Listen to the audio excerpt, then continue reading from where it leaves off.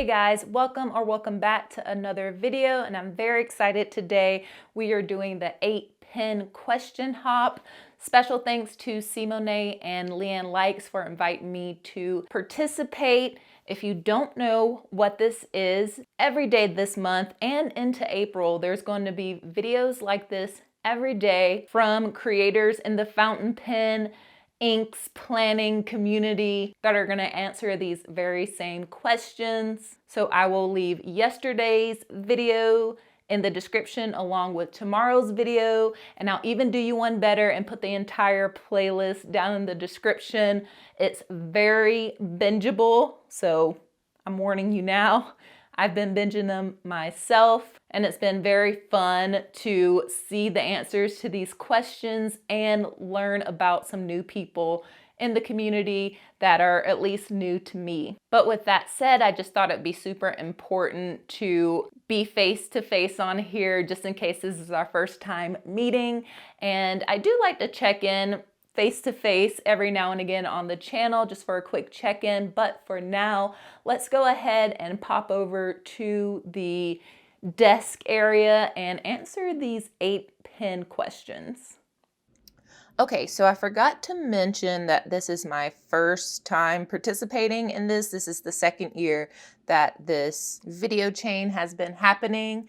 So let's get it going. The first question is, when and how did your fountain pen journey begin? And for me, the answer is around June 2022.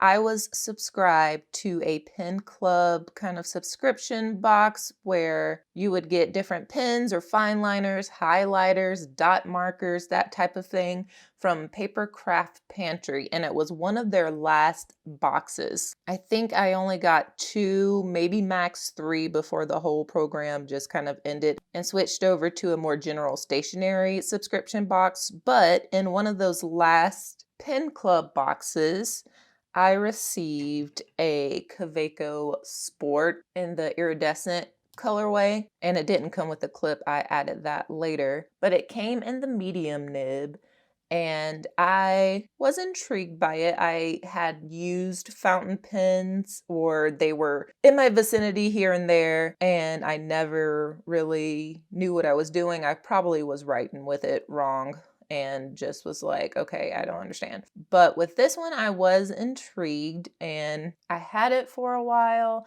and it just took me a while to really appreciate the experience. And then on my feeds and stuff, I was starting to see Ferris Wheel Press content, and I am a graphic designer. That is my day job and my hobby, really. But with Ferris Wheel Press, I fell in love with their packaging design and the colors that I was seeing, and I am a sucker for color. I love color, and I started putting those inks on my wish lists. And once I realized that I had a fountain pen that I can use those inks with, I was like, okay, I'm in. And that brings me to the second question, which is, what were your favorite inks in the beginning? What are your go-to inks now? So my favorite inks in the beginning, as you can probably guess, were Ferris Wheel Press inks because of the packaging. They got me with the packaging and the pretty color swatches and all of that. And I was very intrigued by the shimmer,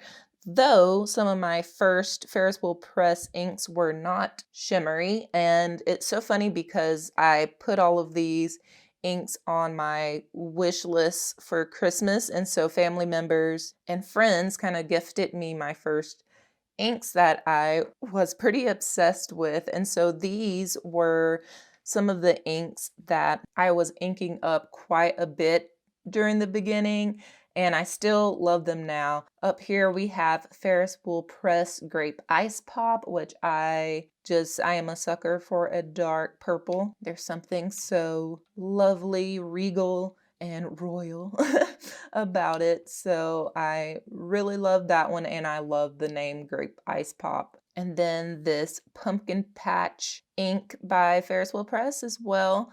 And I really love that this was a very deeply pigmented orange that kind of leans a little bit rusty. And again, the name got me. Pumpkin Patch is super cute. And then I got this Candy Marsala as a sample from someone on Facebook who was just selling samples, and I really liked this one as an alternative kind of red, but not super like flashy in your face grading papers red. So I was looking back at some of my old currently inked type things where I didn't really do like a currently inked spread like I do now. I just have like these little pieces of paper that I kept in my bullet journal just saying, hey, this is inked, hey, this is inked. But I did see these three pop up quite a bit, so I'm going to go with this as these were my inks in the beginning. And then as far as my go-to inks now, you know, not too much time has passed since I got into this as heavy as I am. So I think in the ink category, things aren't as different. Like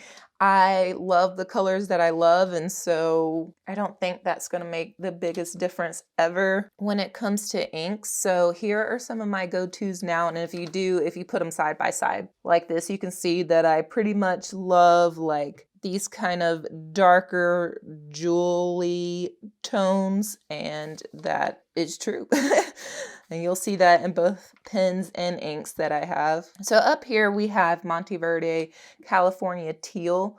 And this was actually gifted to me at the Colorado Pen Show. Someone just had a bottle and was like gonna give it to somebody else. And I was like, oh, what is that? And he was like, California Teal. I was like, oh, I haven't heard of that. And he was like, oh no, I'm just gonna give it to you because you need this ink in your life. And it has ITF, which I cannot remember what that means, but he was like, basically put it in any pen and it will flow. It kind of like re-wets pens, kind of like a lubricant. So he was like, if you're having problems with any pens, put this ink in there and it will work some magic. So I've also just love the color. It's like a very lovely emerald color with a red sheen. Another ink that I mentioned quite a bit is Sailor Zaregakoro, and I don't even remember when I got this. I know it was my first Sailor ink, and I think I was looking for something that could be used on like an everyday purpose that was black, but like not quite. And this really fit the bill. It has a lot of layers and a lot of dimension in here, and I really love it. I had it inked up in my Sailor Vanishing Point for months and months and months, and I finally decided recently to give it a break, but I do miss it, so I'll probably be inking it up here soon, not even gonna lie. So I've really been loving that. Also, Diamine Oxblood, look at it. It's gorgeous. I recently had this inked up in my Esterbrook Raven, and it was sexy. And then Warringal Phantom of the Opera, my first Warringal ink, along with the Dr. Jekyll, Mr. Hyde set, and it's just a good blue that has some red sheen in it, and the sheen is a little more visible than what this swatch is showing, but I think this was my first kind of dive into sheen, and I was like, I like it. So yeah, inks in the beginning, inks that are go-tos now. I kind of already answered this next question, but the question is, how have your ink and pen tastes changed over time?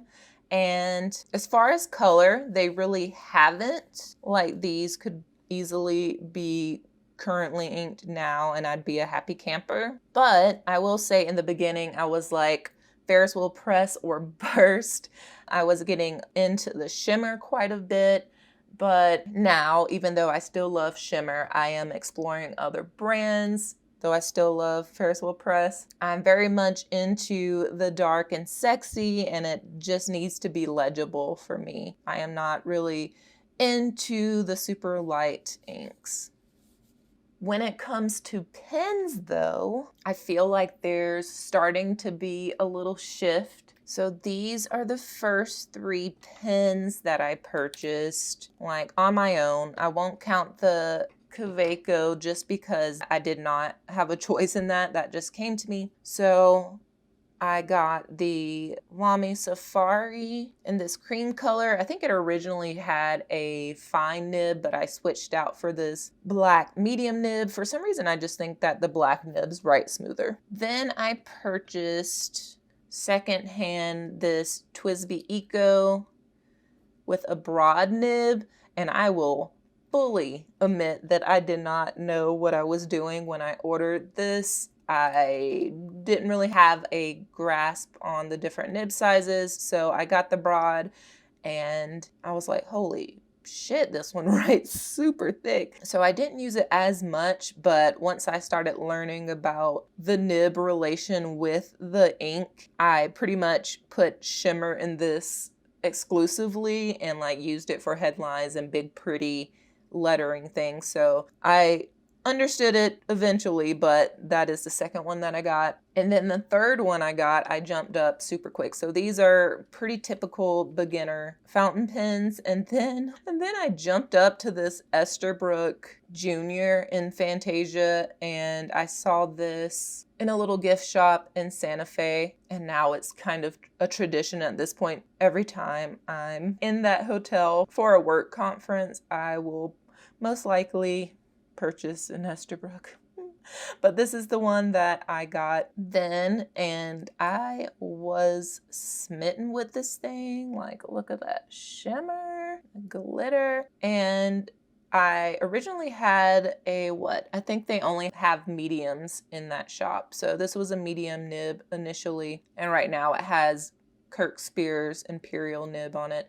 But I really love this pen. I still do, even though it did have some feed issues, and luckily the feed's been replaced. And I am totally rambling about this, but this was the third one that I purchased myself. So these are, it is pretty beginner friendly here, and then, some pizzazz. But now I think, not that my tastes have changed, but I am learning some preferences, or developing preferences rather, and kind of going for this classic look. So these are the last two pens, and I do have a Pilot Custom 823 coming in the mail today. But you can see this is the Waterman Corinne in Amber. I love an inlaid or hooded nib. It's just really classy. And then this is my newly acquired Pelikan M800. And so you can see like the taste. I still love these pens, but we are a little like just different here. But I'm sure like this whole journey is just crazy. And even the pen I purchased before these is a Novelor Original Plus, and it's super shiny, it has glitter in it as well. So I just think I'm either in the classic camp, but sometimes with the glitter. And since we were talking about this nib, I do think my tastes have changed quite a bit with nibs. Right now, I've been enjoying the cursive smooth italic, smaller stubs, kind of like this imperial nib. Whereas before, I was nervous about kind of going outside of the fine medium realm. And now I'm having a lot of fun with flex nibs, and I think I want to venture into the architect and reverse architect and all of that stuff. But it's just really fun. Really fun. Okay, the next question is, are there inks and pens that you have not yet to try but would like to? Ugh. Of course, with inks, there are so many inks. And I think I need to start buying more samples instead of full bottles, because it's getting crazy. And I live in a small house, and it's just stupid to have all of these full bottles of inks.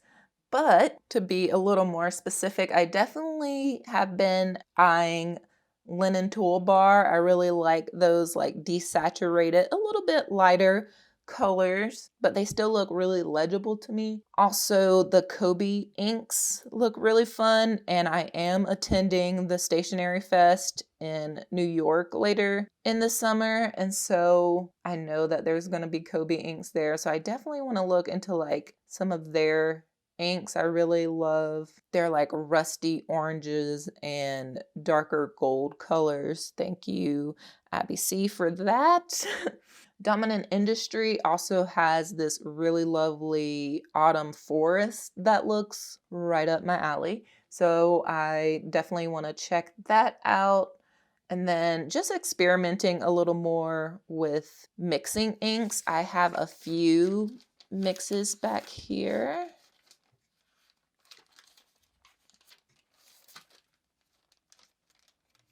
Yeah, I have a few ink mixes that I've done, but I definitely have fun with that because I love color. As I said, I love mixing color, and so I definitely want to experiment some more with that. As far as pens go, I feel like I have a smaller wish list than some. Nothing feels too immediate, especially since now that I have the coveted white SD that I've been waiting for forever, it feels like. So nothing is really too pressing right now.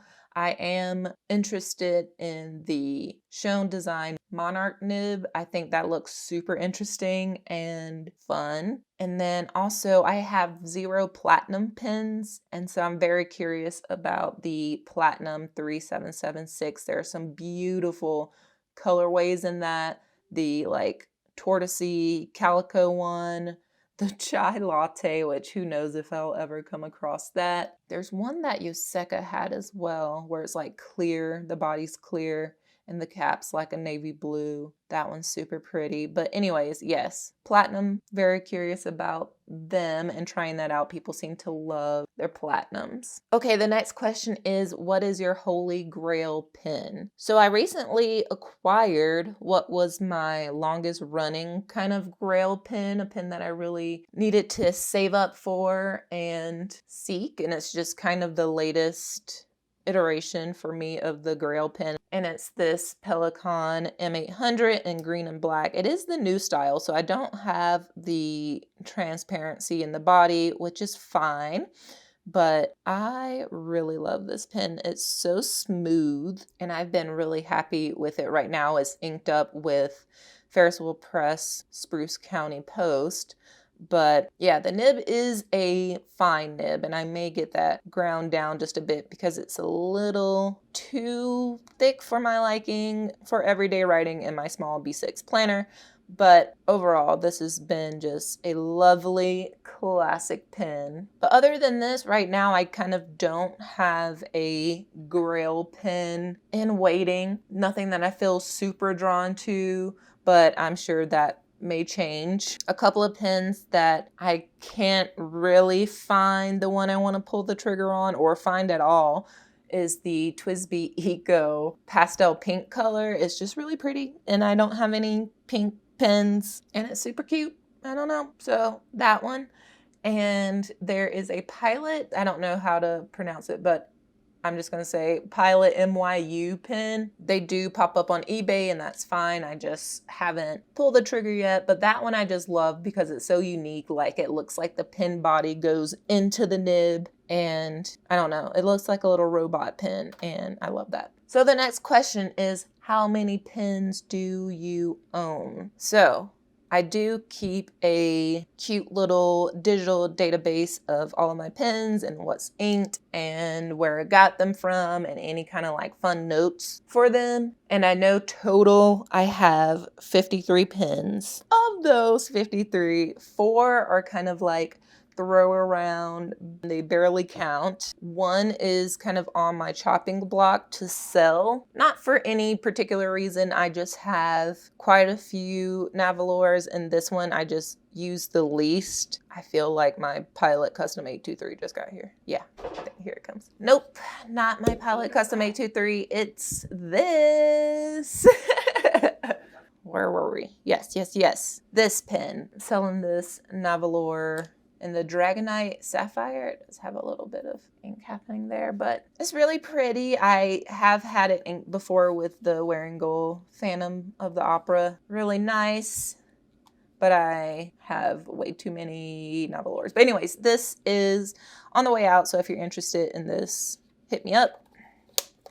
And then there's one pen that I'm probably not gonna sell, but I'm probably not gonna use. It's the pen that we signed our marriage license with. I'm not super in love with the pen, but I don't know if I should count that too. So net, I would say like 47 pens. So that brings us to the next question, which is, do you have a limit on pens or inks in your collection? Is it a number? Is it a feeling? When do you know that you have reached your maximum? So I would say that I don't really have an official limit. Right now, I'm currently slowing down and moving some things out of my collection as I develop these preferences. I'm also on a low buy, so I'm only purchasing pens with affiliate or like YouTube funds, so that's pretty limiting. But with that, it's making me be more thoughtful about what pens I actually want and not being like super tempted by all the pens that come out on a weekly basis, it seems like. So yeah, no maximum, but I definitely can feel that I'm at a point where I want to kind of curate things a little bit more. But it's fun, like learning what I love and not feeling the need to try everything or own everything. I love to try things, but feeling like I don't need to own everything just because it's on my feed. So the last question is, consequently, what would you do if another pen or ink comes along? If it's in the budget and I love it, then I'm going to buy it. My thing is right now I'm saying like they don't take up that much space like compared to notebooks. Like I was in a really big bullet journal notebook buying phase not too long ago, and now that I'm way more picky about my paper, a lot of those notebooks are not on the top of my list when it comes to being used. So I am kind of destashing a lot of notebooks as well. But yeah, the pens right now, they are making me happy, and I don't think I'm going to deprive myself if I really fall in love with something just because I'm at my limit, which I just said I don't really have one. I say as long as it's checking boxes and I'm not being irresponsible fiscally about it, then I don't see why not? So yeah, I hope that you've gained some insight to my fountain pen journey here. Don't forget about the playlist of other videos like this down in the description. And for right now, I'll leave you with a currently inked video if you want to see what I have going on with my pens and inks this month. Thank you guys so much for watching, and I'll catch you in the next one.